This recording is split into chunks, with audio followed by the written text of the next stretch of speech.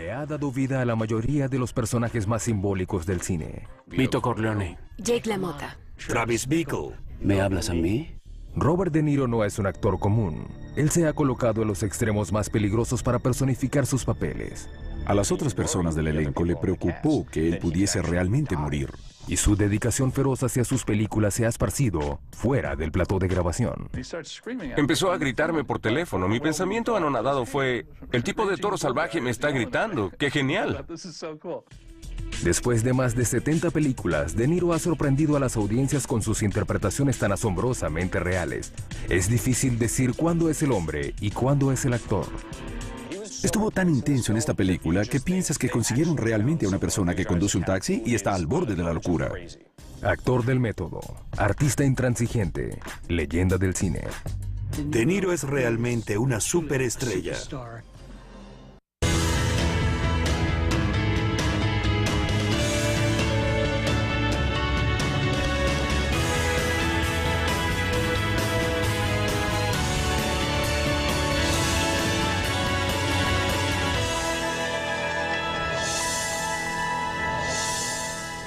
En 1969, el actor de 26 años Robert De Niro no solo había estado en algunas películas de bajo presupuesto, sino que el intenso actor del método se tomó muy en serio esos papeles.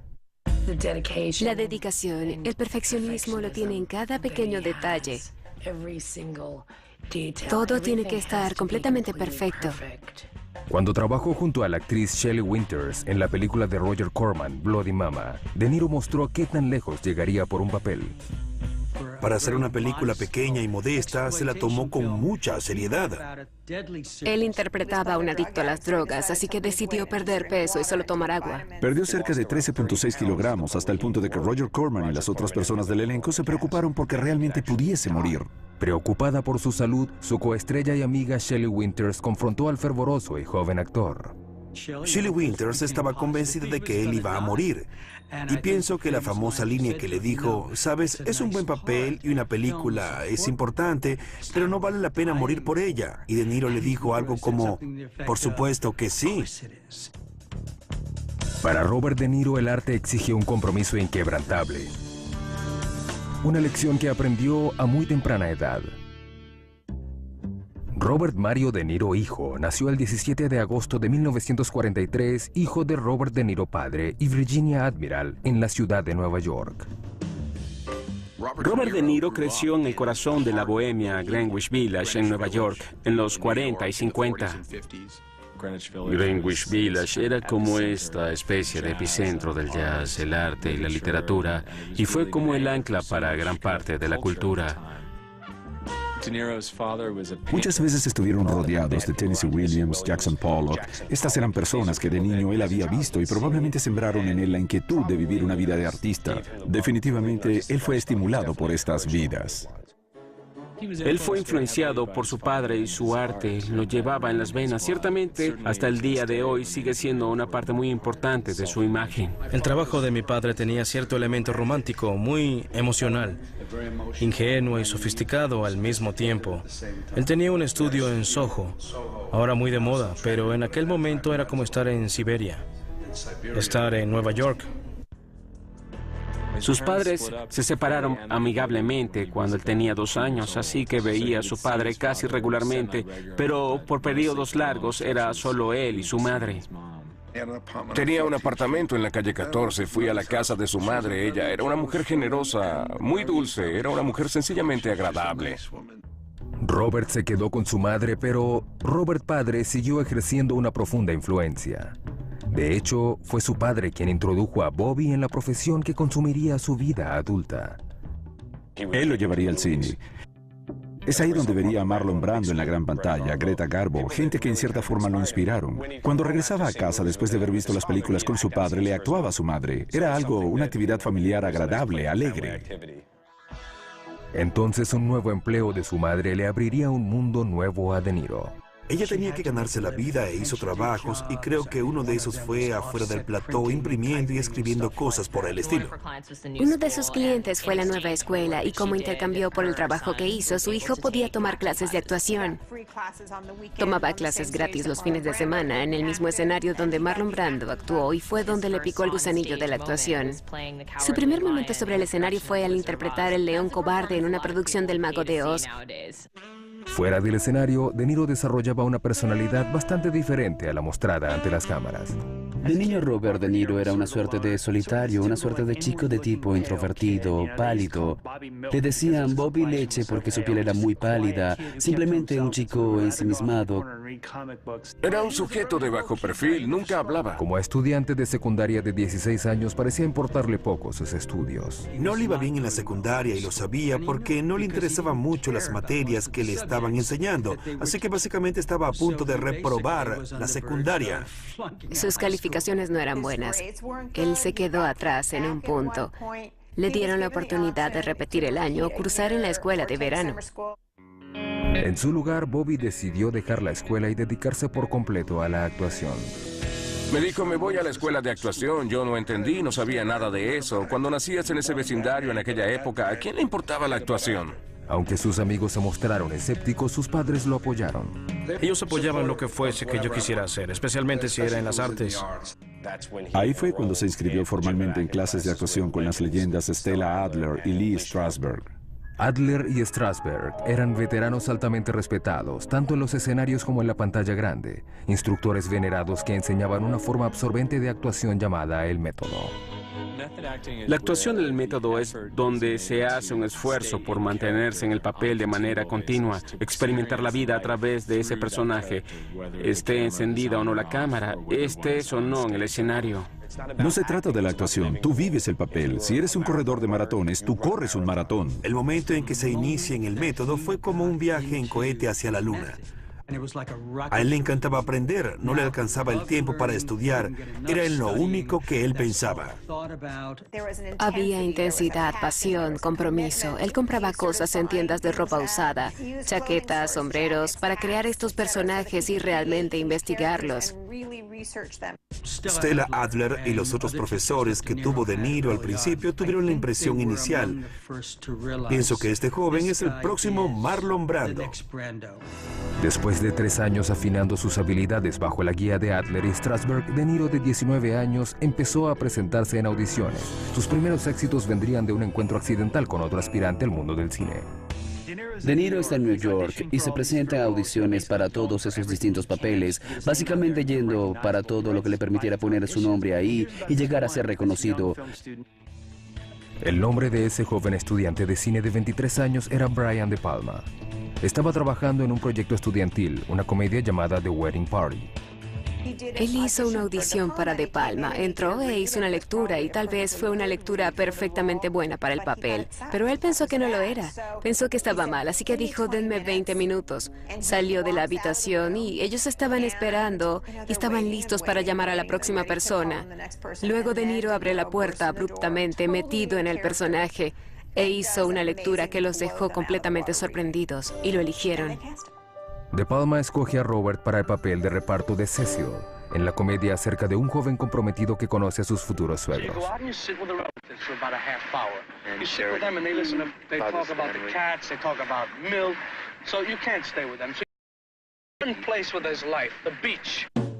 Esa película no pagó virtualmente nada. Fueron $50 por todo el rodaje. Él pensó que serían 50 a la semana. Pensó en ese momento que no iba a hacerse rico con esto. Estaba puliéndose, tratando de hacerse una vida como actor.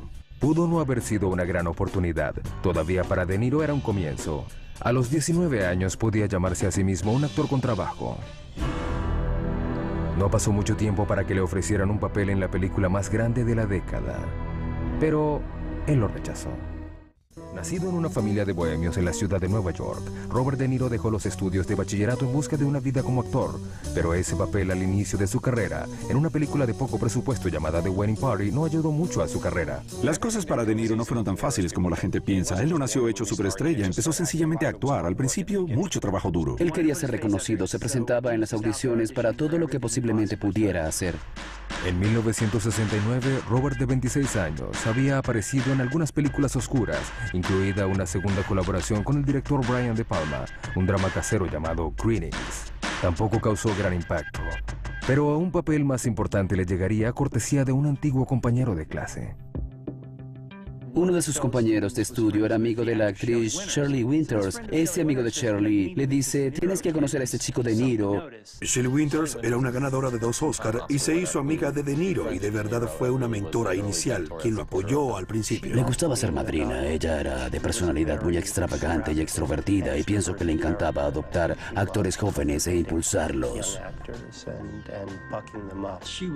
Ella fue una de las personas que lo defendió desde el principio y sin toda esa protección no se hubiese encontrado en el lugar correcto en el momento adecuado para mostrar su talento y triunfar. En 1969, Winter se preparaba para trabajar con el director Roger Corman en la película Bloody Mama. Resultó que Corman todavía trabajaba para conseguir un actor para el papel pequeño, pero importante del hijo adicto a las drogas de Winter, Lloyd. Shirley Winters sugiere a De Niro para el papel de uno de sus hijos. Fue probado por Corman y obtuvo el papel. Pero luego de aceptar el papel, el actor, a quien se le conocía por su acercamiento calculado a los papeles y preparación intensiva, estuvo extrañamente desprevenido para una escena fundamental. Había una escena donde ellos estaban escapando. Él iba conduciendo el auto y Shirley Winters estaba disparando por la ventana. Roger Corman detiene la filmación y dice, el auto está moviéndose hacia todas partes. ¿Por qué está tan fuera de control? Él dijo, no sé cómo conducir. Yo nunca tuve licencia. Estrenada en 1970, Bloody Mama se convirtió en una película de culto. Pudo no haber sido un éxito comercial, pero los rumores sobre De Niro seguían creciendo. Actuó en muchas películas realmente malas y películas de bajo presupuesto, pero todo el mundo que lo conocía sabía que iba a triunfar. La pregunta era ¿cuándo? Su reputación en ascenso le abrió una nueva oportunidad. Una que tenía el potencial de transformar al poco conocido De Niro en una estrella. El libro de El Padrino era uno de los mejores vendidos. Todo el mundo se moría por saber cómo harían la película y quién haría a quién. Había una gran expectativa. El Padrino contaba la historia de un jefe de la mafia que envejecía y pasaba el reinado a su hijo. El director Francis Ford Coppola hizo audiciones a una amplia red para escoger el papel principal de Michael Corleone. Se hizo una convocatoria en el mundo del cine, Hollywood, y quizá mucho más para cualquiera que pudiera potencialmente ser italiano. Como De Niro tenía experiencia en el cine, obtuvo una audición. Esta iba a ser obviamente la película, por eso era que iban a tener a Marlon Brando como protagonista. Y para los roles juveniles de Sonny y Michael, todos los actores jóvenes los querían. Al Pacino, Sylvester Stallone, suplicaron para que les dieran algún papel en la película. Stallone dijo que incluso si no le daban un papel, limpiaría todo al final. La noción era que cualquiera que obtuviera esos papeles serían las grandes estrellas de la actuación de los años 70. De Niro optó por el papel de Michael Corleone y también posiblemente Sonny Corleone. Él fue uno de los actores que Coppola estaba considerando. Eran Al Pacino, James Caan y Robert De Niro. El papel de Michael Corleone podía ser el catalizador que De Niro necesitaba para impulsar su carrera. Pero la audición no resultó así.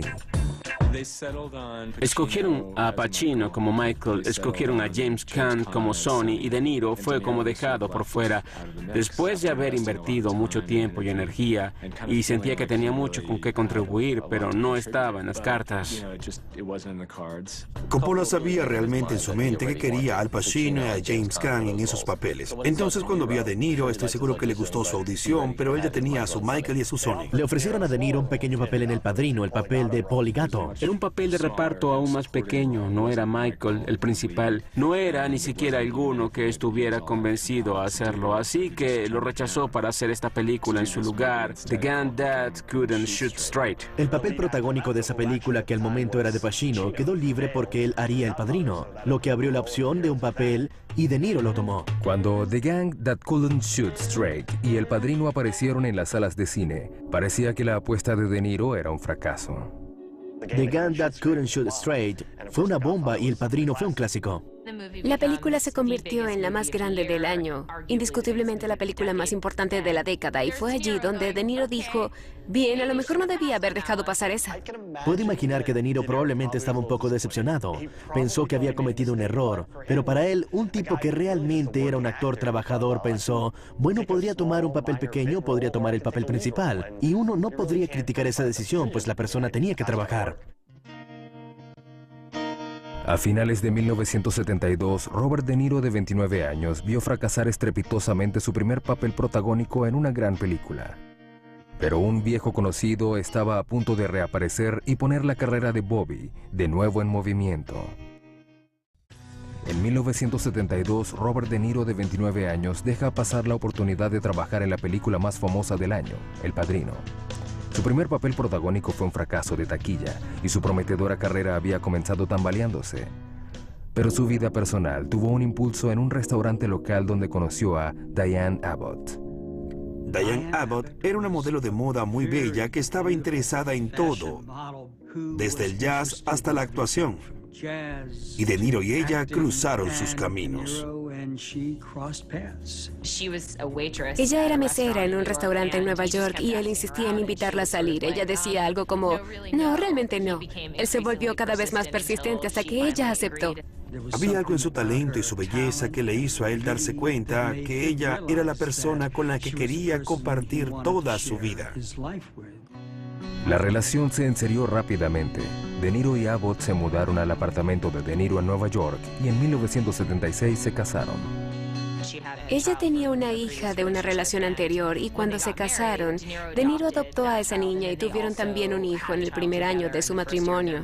De Niro estaba a punto de forjar una pareja profesional al mismo tiempo.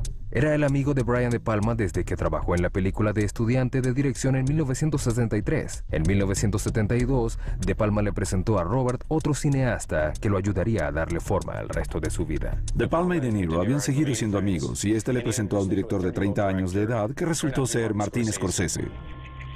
Martin Scorsese era amigo de Brian De Palma. Estaban los tres en una fiesta de Navidad en el vecindario. Y Scorsese lo mira y le dice, yo te conozco, te conozco. Y De Niro lo mira y dice, yo no te conozco. Y Scorsese le dice, ¿tú no andabas siempre por la calle Hester? Sí, tú eras el chico que llamaban Bobby Leche, con tu rostro pálido. Y De Niro le dice, ese era yo. Así empezaron hablando de la calle Hester, el Village, la pequeña Italia, y se hicieron muy, pero muy grandes amigos. En 1972, Martin Scorsese era un joven cineasta de Nueva York que había ganado cierto reconocimiento por su película independiente Card Bertha. Martin esperaba que su próxima película, Mean Streets, establecería su reputación como director en ascenso. Mean Streets se desarrolla alrededor de un bar en el Bajo Manhattan y es acerca de ese tipo de personajes quienes tienen relaciones entrelazadas. Se desarrolla en la pequeña Italia. Es acerca de un matón que trata de apoderarse de las calles. Ese tenía luz verde para hacer la película, estaba buscando actores y recuerda la energía de este chico De Niro y habla con él acerca de un papel y termina siendo Johnny Boy. Cuando De Niro, de 29 años, acepta el papel del volátil Johnny Boy, Scorsese no tenía idea de cuán intenso sería su joven descubrimiento. Hizo el papel del tipo rudo más loco y descontrolado de la pequeña Italia en esa película. Una de las cosas que la gente conoció en Mean Streets, especialmente la gente que trabajó con De Niro, fue qué tan del método era. Incluso cuando las cámaras no estaban rodando, él se mantenía dentro del personaje. Mucho de ese realismo se te presenta donde realmente de alguna forma te asustas con este personaje, y eso es lo que exactamente estaba tratando de traer a esta película. Para los aficionados del cine, la intensidad de Robert se transfiere a su actuación como ningún otro. Mean Streets es realmente uno de los grandes anuncios en la historia de Hollywood de que había llegado realmente un actor nuevo, poderoso y joven. En la primera aparición de De Niro como Johnny Boy, pone una bomba en un buzón de correo y luego va andando con dejadez por la calle y luego explota la bomba. Podemos decir que él debe haber hecho esto por diversión, lo cual es una cosa completamente psicótica. Él te demuestra en un par de segundos que este sujeto puede ser un psicópata completo. Está también lleno de esos demonios. Seleccionada para cerrar el Festival de Cine de Nueva York en 1973, se presentó y fue muy alabada. En la taquilla no le fue muy bien, pero a De Niro le abrió nuevas puertas, incluida una segunda oportunidad que había perdido años atrás. Una de las mejores cosas que le pasaron a De Niro fue también terrible en otro sentido. Él había hecho una audición en el primer Padrino y terminó haciendo otra película. Coppola estaba buscando al joven Vito para El Padrino 2. Estoy seguro que se acordó de De Niro y en ese momento lo había visto en Mean Streets y sabía que ese era el tipo correcto para ese papel. Él dijo, puedo usarlo para las escenas en retrospectiva para que hiciera el papel del joven Marlon Brando, y fue una grandiosa combinación, funcionó muy bien. Le permitió a De Niro tener un papel más significativo al que hubiese tenido si hubiera aceptado hacer el del primer Padrino. Fue una gran oportunidad, y con Coppola en aquel momento, sí, absolutamente fue grandioso para mí. Esta vez, el método llevó a De Niro a otro lado del mundo para preparar su personaje. Muchos de sus diálogos eran en siciliano. Se fue a Sicilia y aprendió los dialectos y se los trajo de vuelta. Estrenada el 20 de diciembre de 1974, El Padrino Parte 2 fue inmediatamente un éxito comercial y de crítica. Sí, Mean Streets puso a Robert De Niro en el mapa. El Padrino Parte 2 lo convirtió en el mapa. Eso fue lo que lo convirtió realmente en una estrella de cine como actor de carácter. Mejor aún, El Padrino Parte 2 le dio a De Niro, de 31 años, una nominación a los premios de la Academia como Mejor Actor de Reparto. Después de 11 películas, había logrado un avance comercial y de crítica, pero la noche de la ceremonia de los Oscar, De Niro ni se presentó, competía contra Fred Astaire. Pensó que no había posibilidad de derrotar a ese hombre, el favorito sentimental. Competía contra Lee Strasberg, su maestro de actuación, y Fred Astaire, que estaba nominado por Infierno en la Torre. Él estaba muy seguro de que no iba a tener ni una oportunidad. pero Bobby estaba ahí para dar una sorpresa en la noche de los Oscar. Él ganó. Él no estaba ahí para el triunfo más grande de su vida y Francis Ford Coppola tuvo que subir al escenario a aceptarlo por él. Robert De Niro finalmente se había hecho un nombre como actor de gran profundidad e intensidad. Pero en su búsqueda por realismo, De Niro sometería a su cuerpo a nuevos límites y asustaría a sus coestrellas. En 1975, Robert De Niro había superado todas las expectativas. El trabajo del actor de 31 años en El Padrino Parte 2 le había dado un Oscar. Entonces, ¿por qué el joven actor más cotizado de Estados Unidos tenía que conseguir un segundo empleo? Trata de imaginar a mediados de los años 70, estás en Nueva York, detienes un taxi, te subes en el taxi, en el asiento del conductor del taxi está el actor ganador del Oscar, Robert De Niro. Es una historia genial de Nueva York porque un actor llama a un taxi, se sube y está De Niro conduciendo su taxi, y el sujeto queda perplejo. Sabes, era como, oh Rob, vi tu última película, no resultó tan buena. De Niro le dice que está investigando para un papel y que es el típico sujeto al estilo de Nueva York, le dice, sí, claro. Le da una propina sin creerle por un segundo que el tipo está investigando para un papel. Realmente piensa que él tocó fondo. El papel que había obtenido De Niro era Travis Bickle, en la película de Scorsese, El Taxista. Para su segunda colaboración con este director, el actor consumado del método se sumergió en el personaje. De hecho, obtuvo una licencia de taxista y cumplía turnos tras el volante. Se trata de un taxista que básicamente vive en su propio mundo, en su cabeza. Es un veterano de guerra. Él se va perturbando y se convierte en un hombre obsesionado con matar a un candidato político. Y también se obsesiona con una joven prostituta interpretada por la adolescente Jodie Foster. Taxi Driver estaba inspirada en la historia real de Arthur Bremer, quien había intentado matar al candidato presidencial George Wallace en 1972. De Niro hizo lo que pudo para ahondar sobre la peligrosa mente del sociópata. El guionista Paul Schrader les leía en voz alta los diarios a Arthur Bremer, con la finalidad de introducirlos en la mente de alguien que tiene esta especie de alteración. De Niro se sentaría y oiría esto que leyó en voz alta y lo absorbería. Estuvo tan intenso en esta película que hay partes en las que piensas, este no es un tipo actuando. Ellos realmente consiguieron a alguien en la ciudad de Nueva York que realmente conduce un taxi y está al límite de la locura. Incluso en el plató, el compromiso de De Niro con su papel era inquietante para algunas de sus coestrellas. Sybil Shepherd ha contado que cuando estaban haciendo Taxi Driver, él vino en un tipo de aplanadora. Ella pensaba que él tenía una presencia despótica, incluso cuando estaban esperando para empezar sus escenas. Ella no podía estar en la misma habitación. Ella tenía que apartarse, estar muy lejos. Cuando El taxista fue estrenada en el Festival de Cannes en 1976, fue galardonada con el premio más importante, la Palma de Oro. También le dio a De Niro su segunda nominación al Oscar. Pero la mayoría de los espectadores recuerdan El taxista por 4 palabras que ni siquiera estaban en el guión. ¿Me hablas a mí? ¿Me hablas a mí? ¿Me hablas a mí?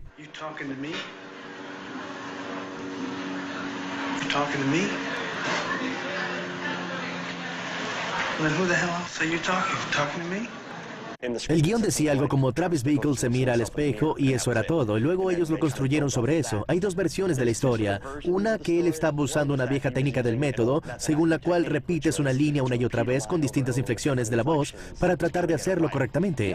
La otra historia es que Martin Scorsese estaba grabando el sonido para la escena. Tenía el micrófono y los audífonos y había mucho ruido atrás y pensó que no estaba grabando el diálogo e hizo que De Niro lo repitiera hasta estar seguro. Su intención era cortar entre líneas, pero cuando realmente lo vio todo, pensó, esto realmente funciona. El taxista selló la relación creativa y personal entre Robert De Niro y Martin Scorsese. Había una conexión entre Scorsese y De Niro que es tan grandiosa como cualquier asociación en el cine. Buenos amigos, era como un matrimonio hecho en el cielo.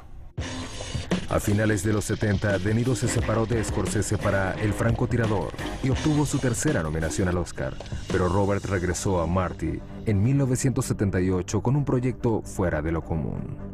De Niro le dio un libro sobre Jake LaMotta y le dijo, esta es una película que deberíamos hacer.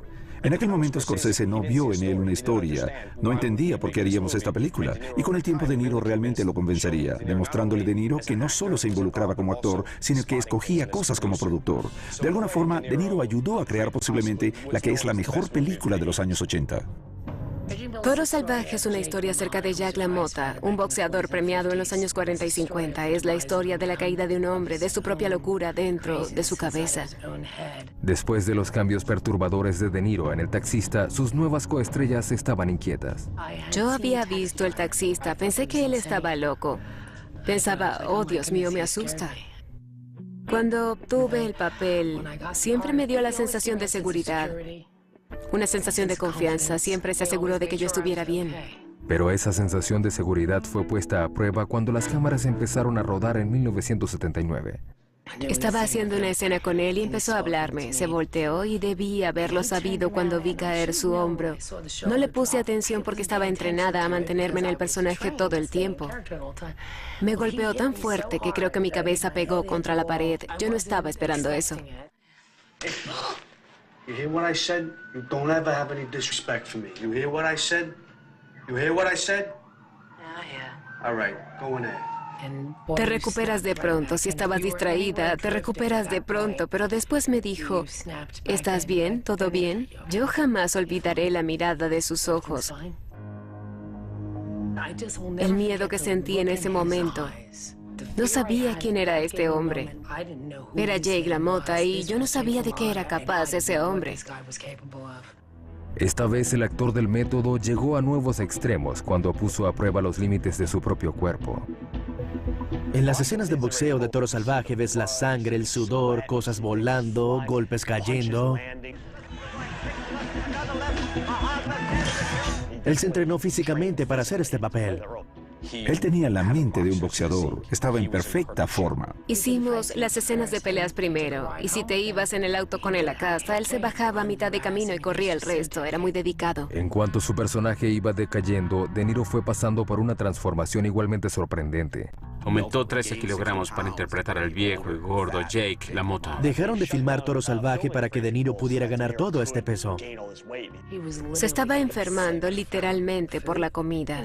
Al principio era divertido. Tomemos otro plato de pasta. Pero cuando tienes que comer algo, cuando vas por la tercera merengada, pienso que no se traga tan suavemente. Cuando Toro Salvaje llegó a las salas de cine en diciembre de 1980, fue elogiada rotundamente por la crítica. La película obtuvo 8 nominaciones a los premios de la Academia, incluida la 4ª nominación para De Niro. Pero así como florecía la carrera de De Niro, su forma absorbente de actuar reiteradamente se convertía en una amenaza para su matrimonio de 3 años con Diane Abbott. Una de las tensiones en la relación era que De Niro es un actor del método. Si un actor del método está interpretando a alguien como Jack LaMotta, él se convierte en Jack LaMotta 3 o 4 semanas antes de que inicie el rodaje. Cuando se va a dormir y se levanta en la mañana, él mantiene ese personaje. Él no lo deja ir. Muchas veces hablaría con él por teléfono. Bobby, ¿cómo te sientes hoy? Un día es Toro Salvaje, el otro el Padrino. Es difícil deslindarse de esos personajes. Diane Abbott quizás estaba en casa esperando a este hombre maravilloso, Robert De Niro, pero si Robert De Niro está interpretando a un personaje terrible en una de sus películas, él no puede simplemente ponerlo de lado. Él se lleva al personaje a casa con él y ese es el personaje, y ya sea Diane Abbott o si es un amigo cercano, ellos tienen que entendérselas con su personaje y eso puede causar mucha tensión. En 1979, De Niro y Abbott se separaron. Se divorciarían oficialmente 9 años después. A medida que avanzaban los 80 y su fama se elevaba, Robert De Niro veía su nombre en las noticias por razones distintas a la actuación. Para 1981, el trabajo de Robert De Niro en películas como El Padrino 2 y El Francotirador lo habían establecido como uno de los actores mejor dotados de su generación. Pero también ganó reputación por proteger ferozmente su vida privada. Él es uno de los hombres más reservados del planeta. He visto entrevistar a De Niro y es impresionante la pared que levanta. No es una de esas personas que está deseando contarte todo o casi todo. A veces él ni siquiera te dará una respuesta hablada. Tienes que intuir lo que eso significa. O tal vez no, o no estoy seguro. No puedo imaginar si es que él no puede articular su proceso o si es que no quiere, porque no quiere tumbar esas paredes de misterio y convertirse en una figura pública de la que todo el mundo sabe todo. Ha sido etiquetado como un actor introvertido, pero es tan normal como cualquiera. A lo mejor no tiene nada que decirte. A veces yo tampoco hablo. Sencillamente no tengo nada que decirte y eso lo aprendí de él. Pero la atención de los medios estaba a punto de brillar intensamente sobre el reservado actor. Toro Salvaje, su 4ª colaboración con el director Scorsese, le había dado a De Niro su 4ª nominación al Oscar. La ceremonia de los premios estaba programada para el 30 de marzo de 1981, pero el momento de los Oscar fue opacado por un evento impactante.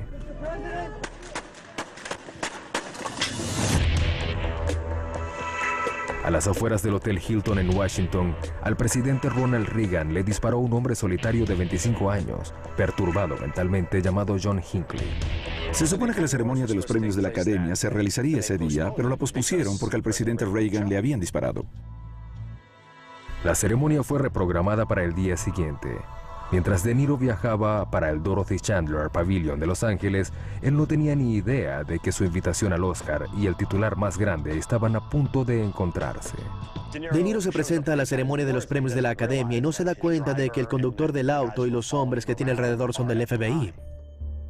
John Hinckley, hijo, era un tipo que parecía estar influenciado por Hollywood y las películas de Hollywood y realmente sintió empatía con el personaje de De Niro, Travis Bickle, el taxista. Había una especie de paralelo extraño y escalofriante con el taxista, donde De Niro estaba leyendo los diarios de Arthur Bremen, que había intentado asesinar políticos, y la película terminó como inspirando a otro asesino de políticos llamado John Hinckley, hijo.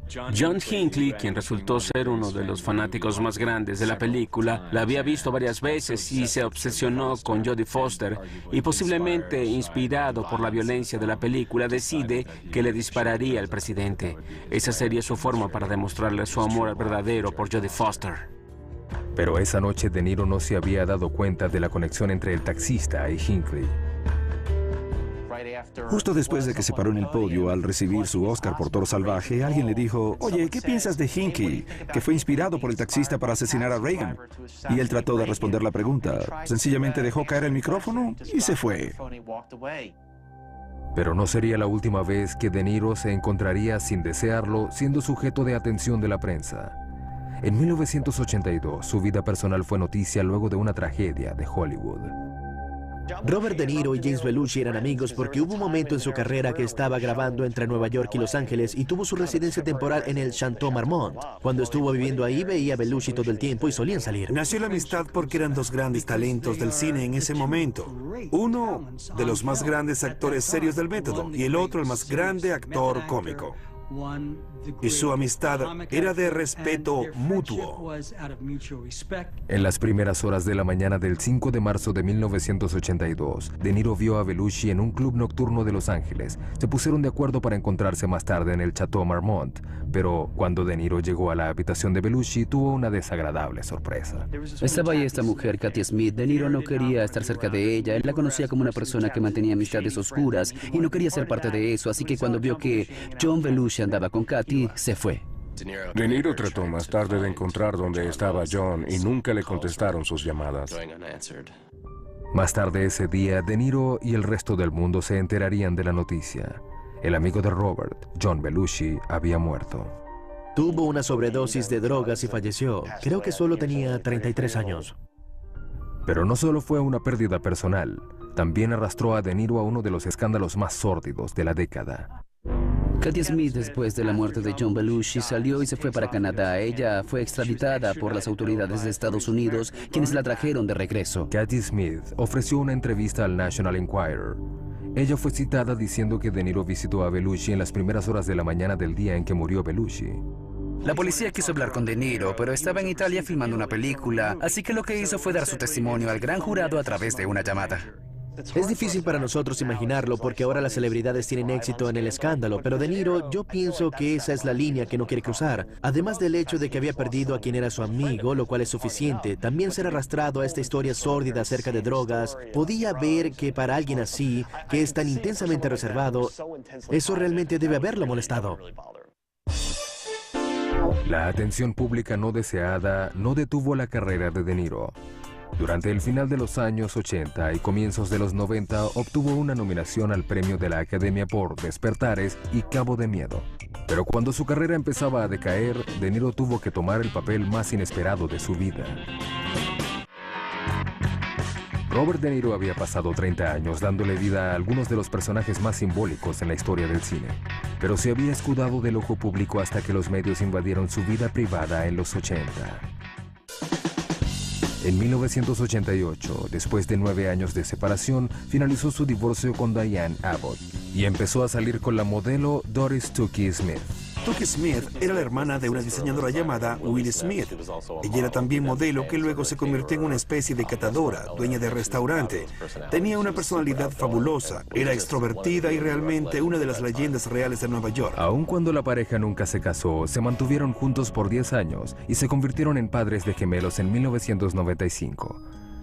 Pero en 1997, otra mujer había capturado la atención del actor.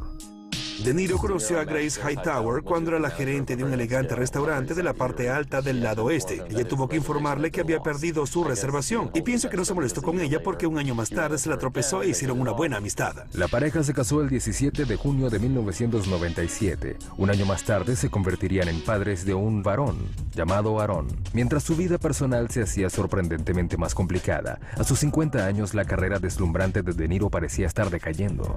En 1970, Robert De Niro estaba encendido. Casi cada una de las películas que hacía era cercana a una obra maestra.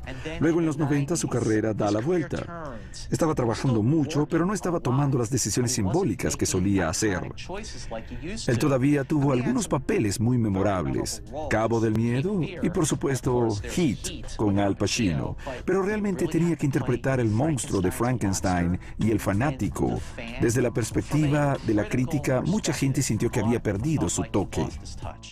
Él hubiese desaparecido y pienso que tomó una decisión muy ajustada. No quiero desaparecer. No quiero ser Robert De Niro, la leyenda de las películas de los 70. Yo quiero ser alguien que esté realmente participando en las películas que hacen ahora. En 1999, De Niro obtiene la posibilidad de actualizar su imagen de una forma sorprendente. Analízame fue una comedia protagonizada por Billy Crystal y dirigida por el veterano del cine cómico Harold Ramis. Analízame es la historia del jefe de la mafia que empieza a sufrir de ataques de ansiedad y se da cuenta que tiene que visitar a un psiquiatra. Le dieron el guión. Billy va a ser el psiquiatra y dije, ¿quién va a ser el jefe de la mafia? Mi agente dice que tal Robert De Niro y dije, sí, eso sería grandioso. Pero De Niro, en un papel cómico, el consumado actor dramático necesitaba ser persuadido antes de aceptar el papel. Yo realmente fui parte de los que lo presionaron para que hiciera la primera película. Créeme, confía en mí y ese tipo de cosas. Y verás qué grandioso es esto. La gente te quiere ver haciendo cosas como esa. Tienes que arriesgarte un poco. Finalmente aceptó hacer el papel del neurótico jefe de la mafia, Paul Vitti. Pero cuando las cámaras empezaron a rodar, Harold Ramis descubrió que dirigir a un perfeccionista como De Niro puede ser exigente. Vino una joven actriz que a todo el mundo le gustó, pero pensé que realmente no estaba bien. Recibí una llamada de Bob y dijo, pienso que debes contratar a esa niña. Y dije, no lo sé, no me parece que sea la indicada. Me dijo, bueno, estás equivocado, y empezó a gritarme. Mi pensamiento fue, oye, el tipo de Toro Salvaje está gritándome. Eso es genial.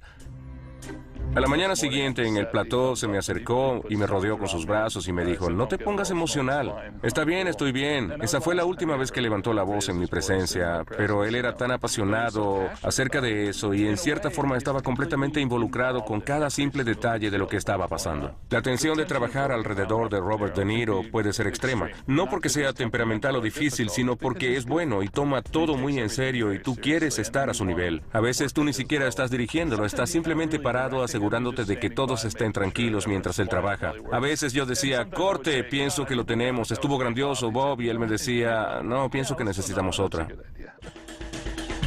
Cuando se estrenó Analízame el 5 de marzo de 1999, la apuesta de comedia de De Niro resultó. La película fue un éxito de taquilla. Recaudó más de $176 millones a nivel mundial, convirtiéndose en la película más lucrativa de su carrera. Mejor aún, revitalizó su imagen. Analízame fue un gran éxito. La gente vio a De Niro de una forma distinta y dicen, espera, este tipo puede ser grandioso. You don't hear the word no very often, do you? I hear it all the time, only it's more like, no, please, no, no.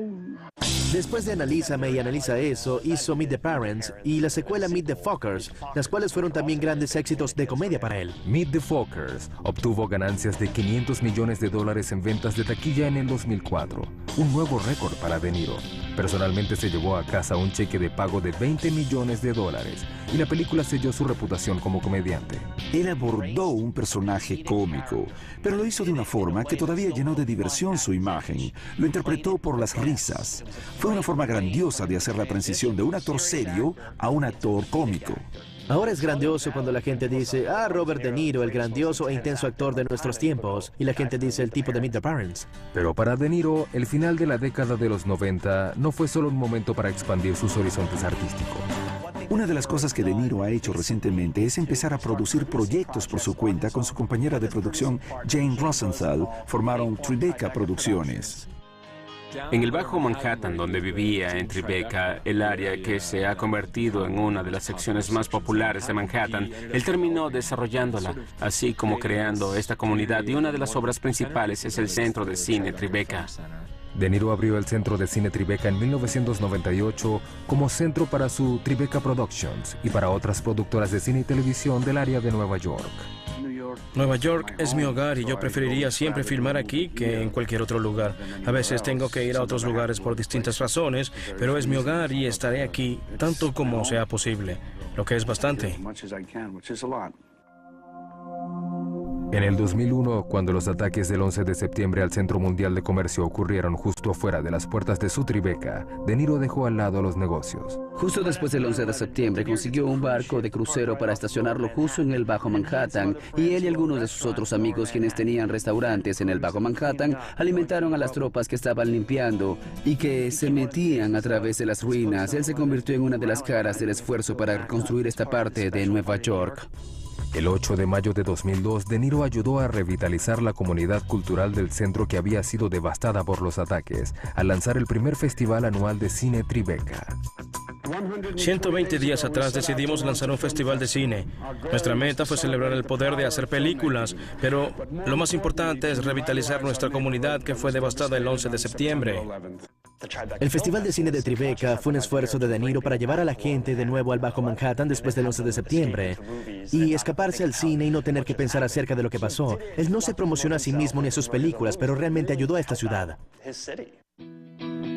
Es una firme creencia que el poder del cine es lo que ha impulsado siempre a De Niro a través de casi la mitad de un siglo a hacer películas. Y mientras muchos actores de Hollywood permiten que su fama opaque su arte, De Niro, el hombre, parece desvanecerse en cada papel, convirtiéndose en un enigma y uno de los grandes actores de nuestro tiempo. Fue un honor y un privilegio que tendré el resto de mi vida, el poder decir que trabajé con él. Eso me dio la oportunidad de aprender de él. Robert De Niro va a estar haciendo películas por mucho tiempo en el futuro. Es un gran actor que tiene muchas interpretaciones excelentes todavía en él. Él es realmente una de las pocas personas que conozco que ha tomado su fama, su poder, dinero y acceso y lo ha usado para crear algo significativo, y pienso que su vida se trata mucho de significado. A Ernest Hemingway le pidieron que se explicara y Hemingway señaló una de las líneas de sus libros y dijo: léanlos. Hay más de mí en ellos que lo que hay aquí. Pienso que De Niro tal vez diría eso acerca de sus películas, que ellas hablan por sí mismas.